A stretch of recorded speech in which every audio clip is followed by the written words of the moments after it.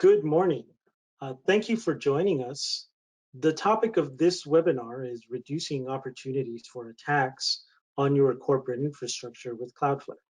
It's hosted by us, the 101 Domain Solutions team. In the current environment, where an online presence is pivotal during the COVID-19 pandemic, it's important to remember that cybersecurity requires constant vigilance. With that in mind, we want to go over some of the more common threats that are seen in the wild and have been used in the past to compromise systems. We'd also like to discuss how Cloudflare can mitigate some of these risks with just a quick and easy change in your DNS. Some quick introductions. My name is Ernesto Maldonado, and I'm the Solutions Engineering Team Lead. And I'm Yevgeny Churanov, and I'm a solutions engineer, and I go by Yev. So before we begin, just some things that we want to let you know. We will be sending you the recording after, and it will be available. You can submit any questions anytime, but we will be doing the Q&A at the end. We've also summarized a lot of these known threats and our recommendations in a white paper, which we have made available, and you can download at any time. Our agenda today will be to review 4 types of attacks that are common and prevalent, some of which have affected large corporations, compromised data, and shut down services. The 4 types of attacks that we will be reviewing are DOS and DDoS attacks, direct payload attacks, DNS cache poisoning attacks, and attacks that occur as a result of not using encryption. We're also going to discuss how Cloudflare is a great way to mitigate some of the risks that arise from these attacks. And then we'll have a quick Q&A where you guys can ask any questions, and we're here to answer them for you. All right, so we'll start with a DOS-DDoS attack. What exactly is a DOS-DDoS? So we'll start by describing a denial of service attack, DOS. So a DOS is a cyber attack that seeks to make a network resource like a website or server or any infrastructure that is using that resource unavailable. The way that that is accomplished is by requesting or by flooding that resource with so much information that the resource can't pick up or listen for legitimate requests. There are several ways to do this. You can do this through the application layer. You can also do this through layer 4, doing a UDP or a TCP flood. But the end result is like the image shows, a jam where legitimate traffic can't get through because of the fact that there is so much malicious traffic being requested from the server that it essentially just doesn't respond to legitimate requests. So what does an effective denial of service attack look like? What we're going to do right now is we're going to do a little demonstration, and we're going to show what a denial of service attack can cause. So we're going to be doing this attack through the application layer. And let's go ahead and bring up our demonstration here.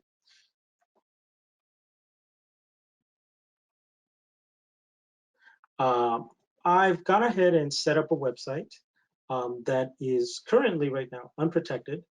And just to show you that this is a functioning website, I've gone ahead and refreshed that.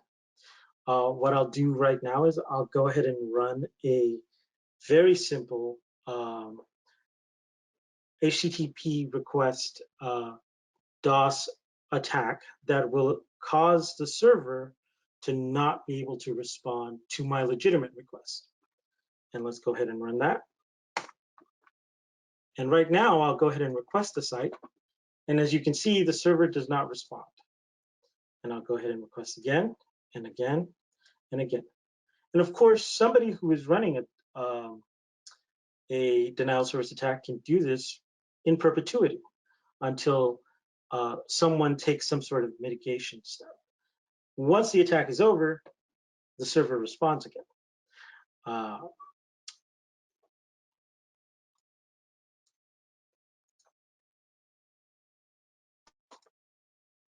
So why are businesses attacked? Of course, as you can see, the main result of a denial of service attack is, as the name implies, to deny service. There can be many reasons for that. So sometimes it's an act of war. You'll see certain countries run denial of service attacks on certain types of infrastructure when certain things happen. A lot of the times, really, it's just malicious actors that are trying to see what they can get away with on the internet. Of course, it doesn't really matter why someone does something like this. The end result is always harm on your company's reputation. There is a denial of service for customers. If your service is pivotal, your customers will not be able to access it. Think, say, financial institutions, or if you are running a web service which is running something pivotal like medical data, your customers won't be able to access that until the denial of service attack is over or you've taken steps to mitigate it. Other consequences include a reduction in your site's revenue simply because you just won't be online. So let's say you are running a book, right, and you are attacked for a few days. Well, those are days that you're not going to be registering sales. And the fact of the matter is that stopping an attack like this does require that you go into certain higher level parts of your infrastructure. So you'll need to get your system admins involved. You'll need to get your network administrators involved. And you'll have to coordinate this simply because there are other types of denial of service attacks, such as a distributed denial of service attack, which you just can't block with one simple IP firewall rule.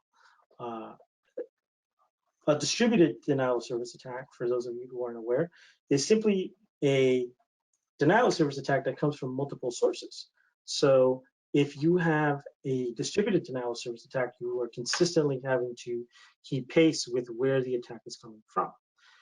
That requires constant vigilance, constant updates, and unfortunately, there's a lot of creative people out there that are very intelligent, and they know how to adjust their attacks so that they have the most effect.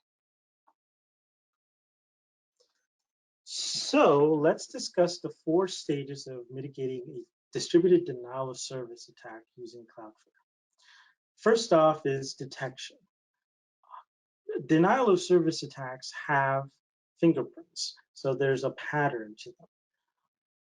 Cloudflare, of course, being one of the largest networks out there, sees a lot of traffic, and so they have a lot of information which helps them identify what these fingerprints are.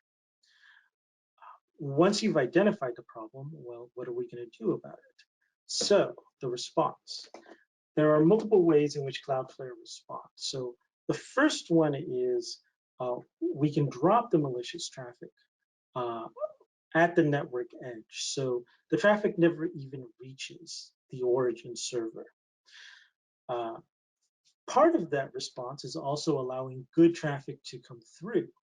So we can route good traffic across multiple data centers.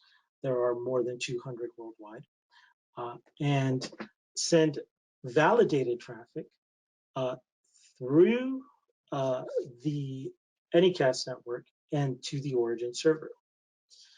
And lastly, And this is extremely important. It's the adaptation. So there are a lot of intelligent people out there. There are a lot of creative people out there, but not all of them have good intentions.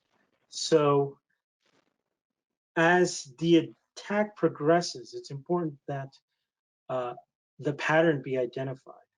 And therefore, Cloudflare offers several mechanisms to allow protection and adaptation. One of them is something that we're going to show you in a little bit. It's called a JavaScript check for browser integrity. And what that does is it validates that a request is legitimately coming from a browser. Um, Also, one of the great features of Cloudflare is that 200 plus data center network. And what that does is it allows your website to be served from those data centers. Therefore, it increases the likelihood, if you have your caching correctly configured, it increases the likelihood that your origin server may not even be involved in a malicious request. Cloudflare, essentially acting as a shield, will absorb the request and respond with that request without even requesting information from your origin.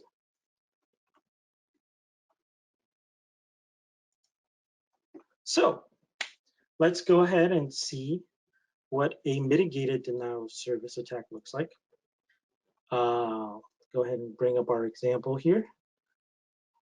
Um, as you can see, this is the Cloudflare panel.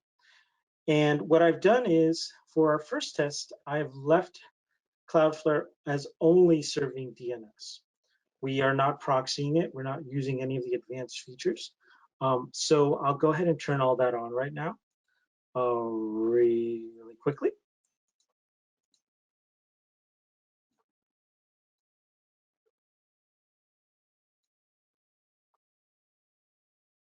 And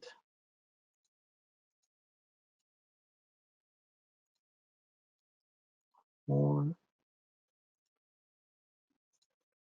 more.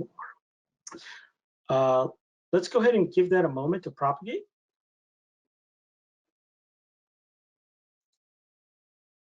And now that that's propagated, what we'll do is we will go ahead and run our denial of service attack on my sample website again.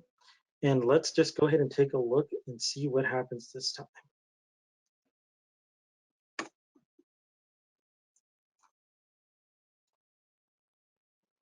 As you can see, while the site is running, we're still receiving data. As you can see also, the error code has changed. Now, the website is receiving a 503 error code, and that is served by Cloudflare. And because this attack is not coming from a browser, these requests in the denial of service attack are not coming from a browser, the request fails the integrity check, and it doesn't get through to the origin. Pretty simple. This is something that is very simple to configure. And just to give everyone an insight into how easy it is to run one of these denial of service attacks, this is code that was written in about 25 minutes. We didn't use any existing package. We literally just wrote this on the get-go. And so that's really important. The tools are out there. You know, there are pre-built tools that people download off the internet to run these attacks. And as I said before, some people are really creative, and some people are just doing it for kicks. So as you've seen, Cloudflare is really great at mitigating these types of attacks. There are also other attacks that Cloudflare can mitigate. So let's talk about a direct payload attack. So in the context of a cyber attack, A direct payload attack is an attack in which receiving any sort of request results in harm. That can be a very broad range of things. You can see we've listed some of them: viruses, worms, malware.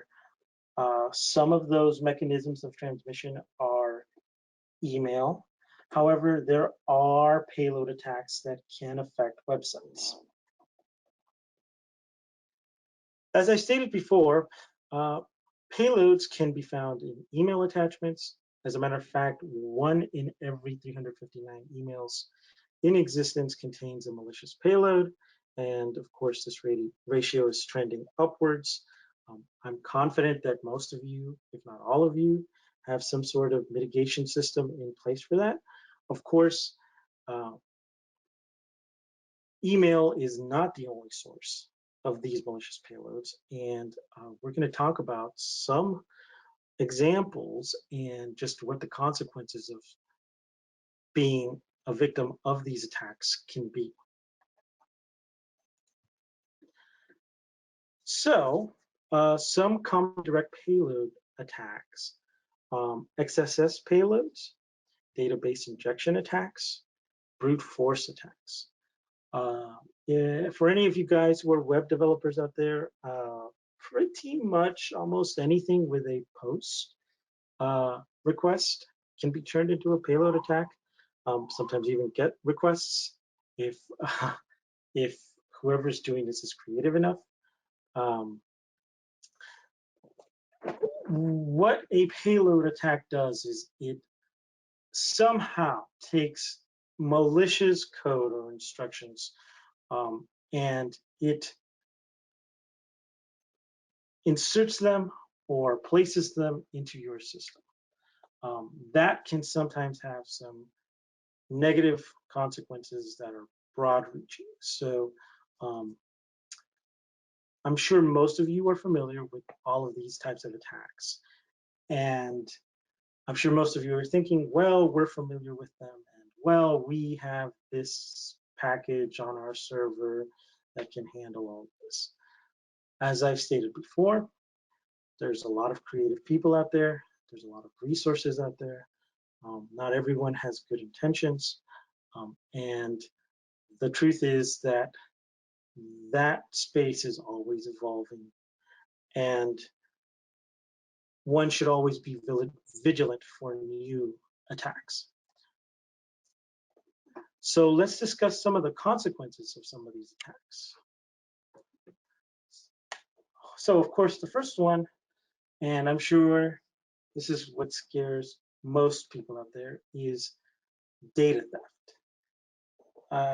I can think of some attacks off the top of my head. For those of you who aren't familiar, perhaps the 2013-2014 Target attack. That one was, at the end of the day, an SQL injection attack. Of course, there were other things that went wrong, but it was an SQL injection attack. It essentially allowed bad actors to clone entire databases of information. I mean, just that's one example. For those of you who are using WordPress, there are specific vulnerabilities that have been identified in the past with plugins where there has been incorrect use of sanitation and database instructions get through in input fields and they are processed by the database. And so bad things ensue after that. Just to give you an example of what an attack like that looks like, say you have an input field where a customer puts in a comment or an address, say something long, and an attacker puts in an SQL statement that updates the admin user password for the database to whatever he chooses. Well, now that malicious actor has control of the database, can access it, can download it, can update it, can change things, can drop it, uh, and bad things ensue after that. Let's see. Other things that can happen.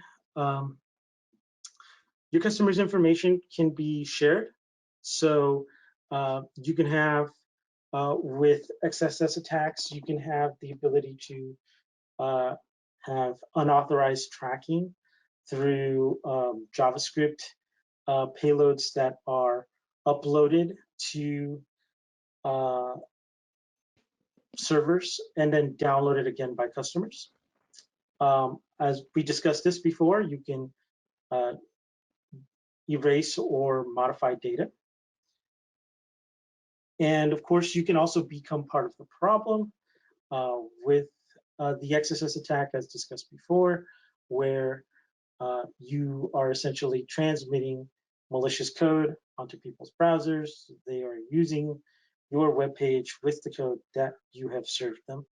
And now they are also being compromised in other ways. Say, I don't know, just to think of one, their user credentials may be captured. Other aspects of other things that may happen, their data may be collected by other parties. And so really, there is no limit to how bad things can get. We can do things to mitigate, but there's no limit to human creativity. So, and then of course, then there's the actual costs of being the victim of one of these attacks. So you can have processes run amok. You can have to rebuild servers. You can, in some cases, some of these types of attacks have even been known to cause physical damage to hardware simply because they use up too much processing power, system overheats, something has to be replaced. So let's just talk about some quick examples of payload attacks that are known to be out in the wild. In April of 2020, some cross-site scripting vulnerabilities were identified in some of these plugins that we listed here. Easy2Map, Blog Designer, and WP GDPR compliance. The irony of that being that WP GDPR compliance is supposed to help with maintaining some measure of security. And so with that said, some of these vulnerabilities allowed access to admin panel controls. So by injecting that malicious JavaScript into the themes that these plugins were altering, they were able to phish or cipher information from the users which were rendering these themes and therefore compromising credentials.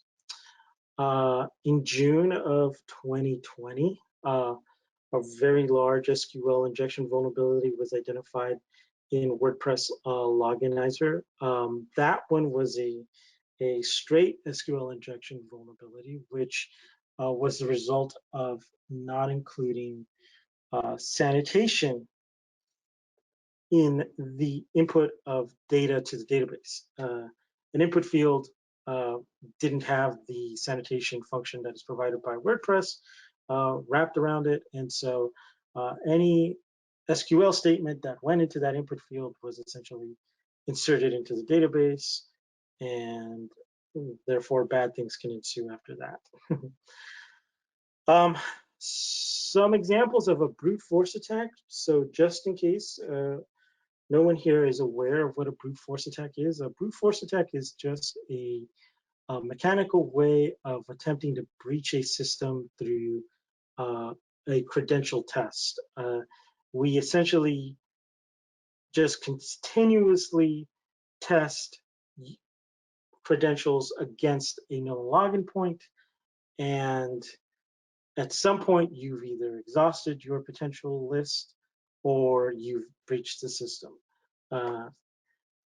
Some known brute force attacks, Magento Several self-hosted accounts were compromised, and they were just continuously brute forced, just continuously attempts on these endpoints. It's one of the reasons why we recommend that you don't use admin as a username or some of these login points, since having the username is half of the credential. um, Another example of this is Alibaba. So Alibaba was struck with a large brute force attack, and they were actually able to guess 21 million credentials that way. And again, these are examples where the hosting, the team responsible for hosting, or the group responsible for hosting didn't have uh, mitigation systems in place to detect or to block some of these attacks. And really, one of the great things about Cloudflare is that it comes with something known as a web application firewall. And let's talk a little bit more about that. So the web application firewall solution, or WAF for short, is a firewall that resides in the HTTP layer and is specifically designed to detect and identify and mitigate some of these types of attacks. Sometimes it actually works a little bit too well. There are some content management systems that behave in a similar manner to what an attack would look like, where they attempt to inject things like script tags into their content. And of course, that is fair, right? But Cloudflare sometimes does identify those as threats, and we've seen it work, where it will identify a content management system update with a script tag as harmful, and it will block it. So some of the great features of this web application firewall is that it's pretty much configured for you. There's no need to go through the 3,000 plus rules that are available for mitigation.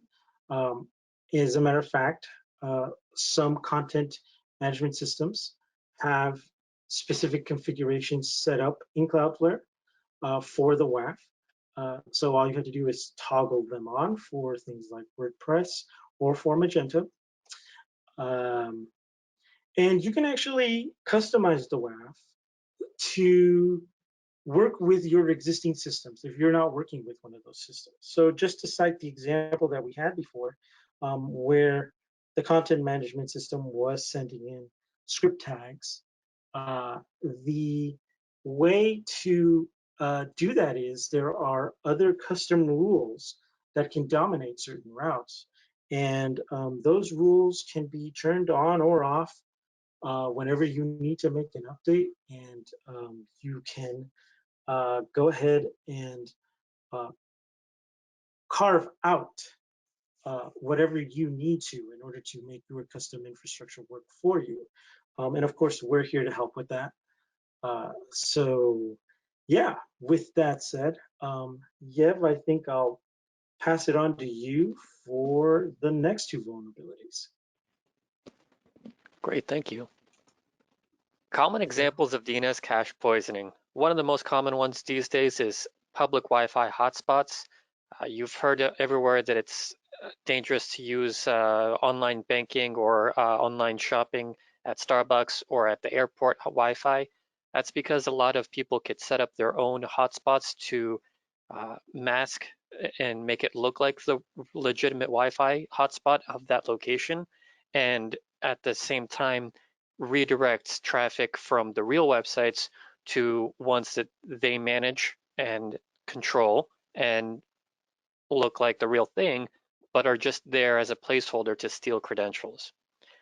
And now another really common one was in areas like Brazil over the last few years. It's actually been going on from 2011, and there were still some recent articles about it all the way through 2019, where the routers that the ISP was sending out had some vulnerabilities, known vulnerabilities, that attackers were able to identify and break into. What is HSTS and HTTPS encryption? So SSL, just as a recap, is standing for Secure Sockets Layer, and it's an encryption-based internet security protocol that ensures the privacy, authentication, data integrity of the internet communications. So everything between the end user and their browser and your server, it makes sure that all of that is as it should be, it's secured and it's trusted. As time went on, it now became the more modern TLS encryption that we use today. Cloudflare actually allows you to manage all of these settings and protocols directly from their dashboard. And a website implements SSL and TLS so that the URL has HTTPS in the URL in the browser instead of HTTP. Now, there are older versions of SSL and TLS that are no longer trusted. And for a lot of security standards, these need to be disabled on the server. And Cloudflare makes it easy to manage which are allowed to come through and which are disabled.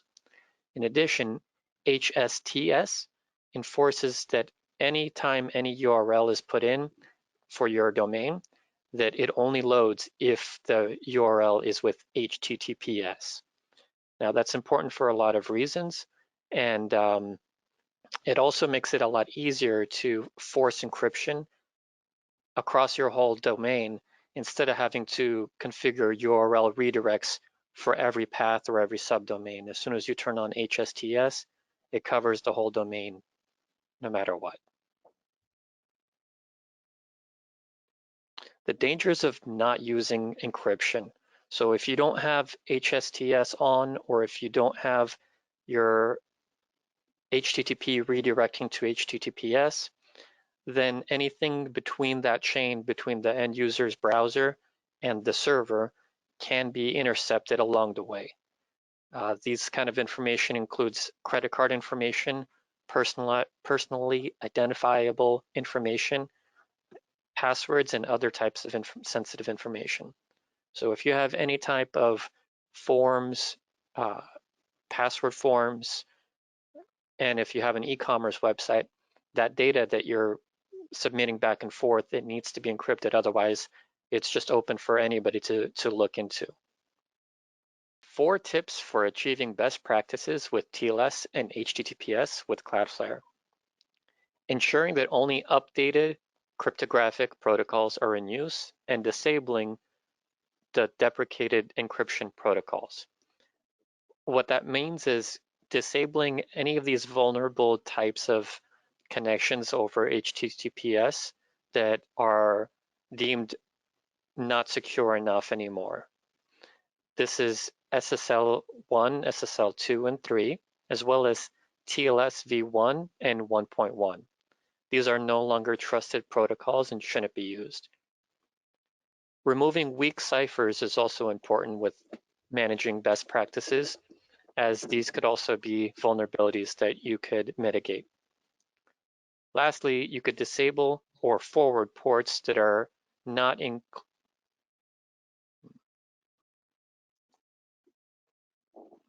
All right, and with that, I'm going to toss it back to Ernesto for a couple more points of why you should use Cloudflare. Thanks, Jeff. So, just something I want to highlight. More than 16% of the Fortune 1000 uses Cloudflare. Here are some of those names. There's a reason why that is. And really, it's because of this. So it's extremely easy to use. I can't overemphasize that. Really, things that are so difficult when you're configuring things through a command line or even through a control panel. Things that require reading mountains of documentation are just a quick switch on or off, or a toggle, or a drop-down menu. And I can cite one of the easiest examples to cite is the TLS. Some people still offer older versions of TLS on their sites, and they choose to for specific reasons. Maybe they are supporting users that are, for some reason, required to use older versions of Internet Explorer because that is what the original app was designed in. So they have to support older versions of TLS. Well, Cloudflare has this great little drop-down menu where you just go down and you say, do not support anything below this version of TLS. So if you want to be up to date, all you have to do is choose TLS 1.2. If you have to support an older version of TLS, you can bring that up to TLS 1.0. Another great example of ease of use, enforcing HTTPS for everything. We can force Cloudflare to resolve only in HTTPS for every resource that you download or that you serve. Essentially, every request will be rewritten as an HTTPS request. We don't normally recommend that customers turn this on without first looking into what they're serving, simply because not every resource that you serve may have an encrypted enable service paired to it. So you may cause some issues, but again, we're here to help with that. And then of course, just the amount of the size of the network, of the content delivery network that comes with Cloudflare. So just some quick metrics on this slide. So it has a 35 terabyte per second capacity. I honestly can't even fathom what this number looks like, because that's 35 terabytes per second in a network. That's a really large number. And that's also one of the reasons why you can mitigate extremely large denial of service attacks. Just to give you guys a point of reference, some of the largest denial of service attacks are rated at about 2.5 to 3 terabytes per second. And so we're talking about 10% of the entire Cloudflare network. So Cloudflare is definitely able to mitigate a lot of that. Again, I've mentioned this before, more than 200 plus data centers around the globe. And just to give you a quick reference of what it can handle, that translates to roughly about, the network capacity translates to roughly about 11 million HTTP requests per second. So you're talking about a large scale infrastructure. Let's talk about what you can do today. So it's extremely easy to add our Secured Web Accelerator product to your websites, and that is, of course, powered by Cloudflare. It's a very simple DNS change. We are here to support that, as I've stated before. So if your developers have any questions, if you notice any issues, if you do decide to do this without a support package, we're here to help guide you. We also offer direct support with some of our ETI services, where we will work with your development team and explicitly look at what resources you're serving and provide recommendations based on what it is that you want. Of course, that's with our ETI packages. You can also go ahead and request a technical scan of your infrastructure. We do offer that. We can go ahead and look at some of these points which we've addressed and help you identify where you can have a little bit of improvement, or if there's something that really does catch our attention, we'll go ahead and let you know. And frankly, the conversation there is really about ensuring that you are vigilant about a lot of these security issues, because again, and I have to say this over and over again, there are a lot of threats out there, and there are a lot of creative people out there. Not everybody has the best intentions, and a lot of the times when an attack happens, it's usually when you least expect it, and you don't want to be caught unprepared for something like this. And how does Cloudflare solve this problem? So Cloudflare allows you to configure something called DNS Sec. DNS Sec stands for Domain Name Systems Security Extensions. It adds a layer of trust on top of the DNS by providing authentication before accepting an answer. So you could think of it as a non-spoofable caller ID. We've actually tested this where we forced our computer or our router to redirect a website from our server to another server, and Chrome said, oh, this does not match, DNSSEC is not right, and it just immediately blocked it and didn't allow it to resolve. And without that, we were able to just change the website that was loading, no problem.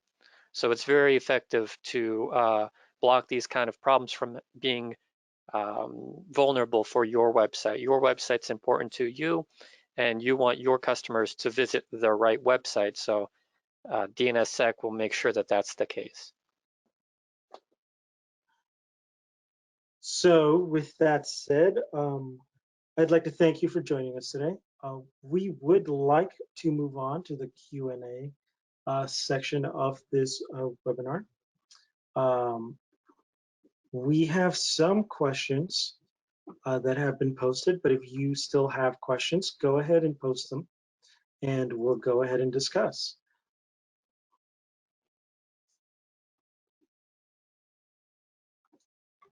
Alrighty, let's see. So we do have some questions. Let's see. So I have a question here. So is this dynamic? So yes, the protections offered to Cloudflare are dynamic. Every request is scanned, and it passes through the WAF if you do have a package that supports that, since there are different levels. And of course, the higher up passes for specific customizations.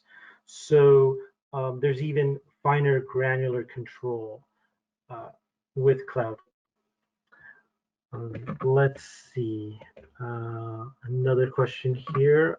You mentioned DNS Sec as a security option. Can you explain what that is? So the analogy that I like to use for DNS Sec is really think of your DNS data as the information on your identification card. And I don't know what state you're in. Some ID cards have advanced anti-forgery features on them. You can think of DNSSEC as advanced anti-forgery features on them. So without DNSSEC, it's very easy to protect data as legitimate, and there would be validation. DNSSEC is like those seals. It just says, yes, this is legitimate, and it also allows for validation of the integrity of the data. So anytime that you change your DNS when you are using DNSSEC, that change has to be validated also. As we stated before, the reason why people do not recommend that you use public hotspots and public, and that's simply, it's very easy to just spoof that information. Let's see. Let's move on. So, what are some of the main perks of Cloudflare besides these security features? That's actually a really great question. So I could talk about this all day, but we don't have all that time. There are other advantages that come with Cloudflare. So I mentioned this during the presentation. You have access to a 200 plus uh, 200 plus data center content delivery network. This is a worldwide content delivery network, and really, what that tells you is the equivalent of having servers around the world. Um, with that said, there's a lot of customization that can come with that. There's a lot of speed acceleration that can come with that. And we are actually working on a webinar that will be announced in the following weeks that specifically highlight a lot of that. Going to be really important coming because there are going to be coming to PageRank and how rank is. They're going to be using speed user experience as one of those metrics used to rate and rank web pages. And so really the reason why we want to go into depth about that is because uh, the reality is not only does Cloudflare offer all of these great advanced features, but it also offers the ability to improve the performance and the user experience uh, uh, that your end users view. That's correct. And you did cut out a little bit there. Just wanted to recap some key points. We are going to have the upcoming webinar announced soon about the speed benefits of Cloudflare and Secure Web Accelerator product. And the speed is a great improvement with the product, not only security as well as PageRank, which is your SEO performance gets a big boost when your speed improves. Okay. For assistance, we got another questions. For assistance setting it up and issues we encounter, how could 101 Domain assist us? We're actually there for you for assisting the onboarding process to make it as painless and smooth as possible. You're switching over to Cloudflare does not involve changing hosting providers or making changes to your website. And we'll make sure that if you need assistance, we'll be there. If you could just reach out to us through a support ticket within your account or give us a call, we're going to be there for you.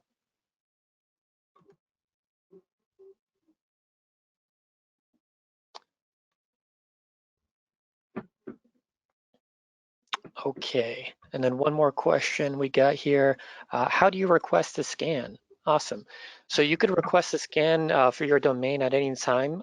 You could feel free to email us at solutions@101domain.com or reach out to us by phone or by chat on our website and start the conversation there. We'd love to get in touch with you and get more information about your sites, the sites that you're interested in improving and getting a good picture on. Okay.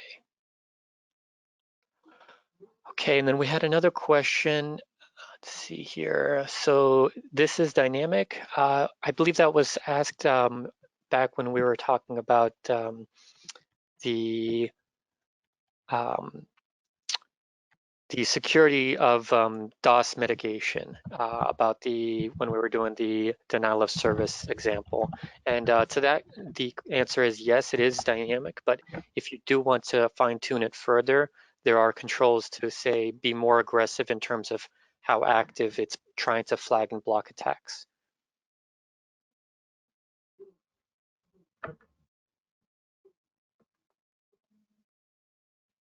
Does it use? Okay, we got another question. Does it use a dashboard? And if so, what does it look like? We've had some of the dashboards examples in some of the presentation slides, but we could have more information for you on that one. It's a very easy to use dashboard panel, and a lot of it is actually integrated right into your 101 domain account as well, including the DNS records management and things like that. And it's easy to launch into your dashboard from within your 101 domain account as well.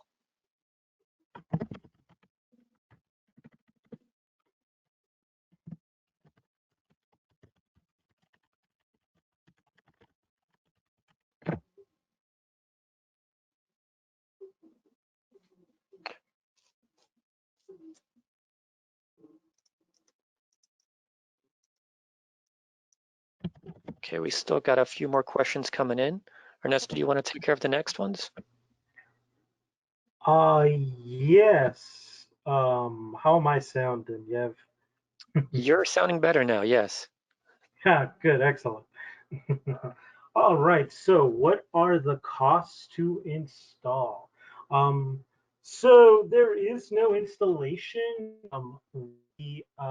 Really, as we stated before, all of it happens through DNS. So if you are running any sort of web service, you are already using a DNS service. More than likely, you are either using our secured managed DNS if you are using DNS Sec, or you are using our complementary DNS service.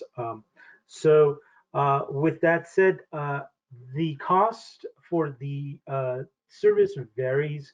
So it can range from as little as $20 a month to as high as $179 a month, depending on what your needs are.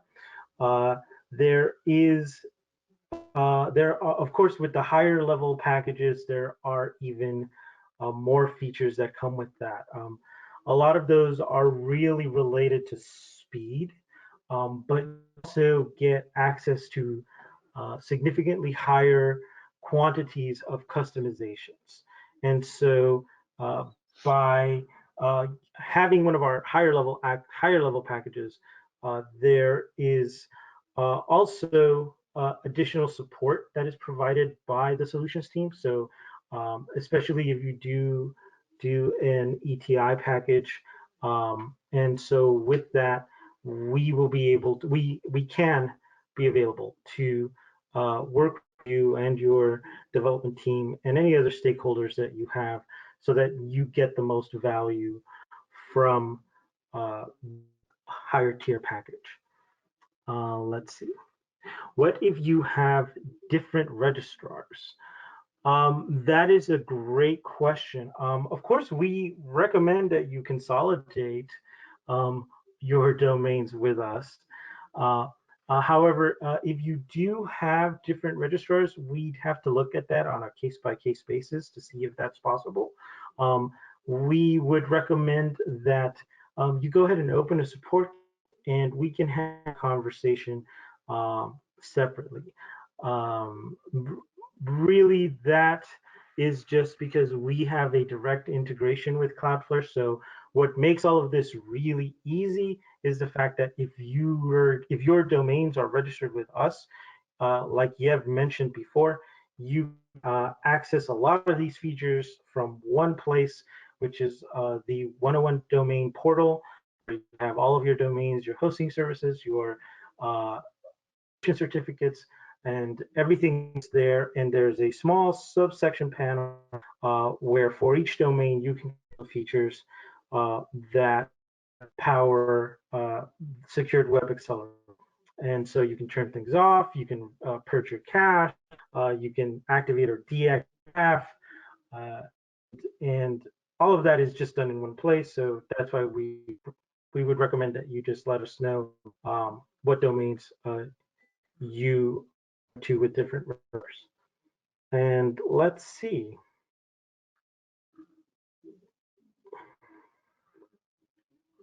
And I guess I'll take one more question here. Uh, what about mobile performance? How much better does the site respond on mobile device with Cloudflare active? That is a great question, and really, that is a relative response there because it depends on where you start. We've seen some websites that have no options whatsoever. So, just to cite some quick examples here, uh, I've seen websites that have 3 to 4 megabyte hero banner images being sent to mobile phones. There is no need for that when with a mobile device. A 4 megabyte image is not it won't render appropriately on a mobile device. It's the mobile devices don't have enough pixels on them to actually display all the information that you're seeing. And so really, it depends on where you start. You know, if you are, just to give you guys an example, so if you are starting in low single digits out of a scale of 100 when it a certain metric, we'll use light speed here, you see jumps into the high 50s to 60s just by using a content delivery network, reducing the data that you transmit, using advanced formats, and these are all things that Cloudflare will also provide you, and controls, and on top of that, there's the ability to do additional optimizations if you do use one of our higher tier packages, where right now we've only discussed cache. If you are running a service website that has a lot of dynamic content, you can enable a feature called Railgun, and that feature will actually speed up any connection between your origin server and the cloud edge by creating just a consistent tunnel between the origin and the edge. And so you'll save about 30 to 40% in overhead when it comes to the basic HTTP request protocol connection overhead happens every time you make a request. And so really it depends on how far you want to go and where you start.